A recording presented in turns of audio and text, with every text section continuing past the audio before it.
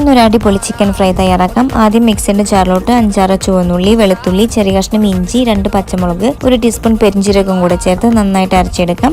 ഇനി നമുക്കിത് ചിക്കനിലോട്ട് ഇട്ട് കൊടുക്കാം. കൂടെ തന്നെ 3 teaspoon Kashmiri chilli powder, 1/2 teaspoon മഞ്ഞൾപ്പൊടി, 1 ടീസ്പൂൺ കുരുമുളക് പൊടി, 1 ടീസ്പൂൺ ഗരം മസാല, ആവശ്യത്തിന് ഉപ്പ്, 2 table spoon cornflour, 2 table spoon തൈരും കൂടെ ചേർത്ത് നന്നായി മിക്സ് ചെയ്ത് 2 മണിക്കൂർ മാറ്റി വയ്ക്കാം. ഇനി ഒരു പാൻ വെച്ച് എണ്ണ ഒഴിച്ചെടുക്കാം. എണ്ണ ചൂടായിട്ട് വരുമ്പോൾ ചിക്കൻ ഇട്ട് കൊടുക്കാം. മീഡിയം ഫ്ലെയിമിൽ വെച്ചിട്ട് ഈ ഒരു സൈഡ് 6 മിനിറ്റ് വേവിച്ചെടുക്കാം. അപ്പോൾ ചിക്കൻ്റെ ഈ ഒരു സൈഡ് നന്നായി മുരിഞ്ഞു വന്നിട്ടുണ്ട്. നമുക്കിനി ഇത് തിരിച്ചിടാം. ചിക്കൻ്റെ ഈ ഒരു സൈഡ് കൂടി നമുക്ക് 6 മിനിറ്റ് വെക്കാം. ഇപ്പോൾ ചിക്കൻ്റെ 2 സൈഡും നന്നായി വെന്ത് വന്നിട്ടുണ്ട്.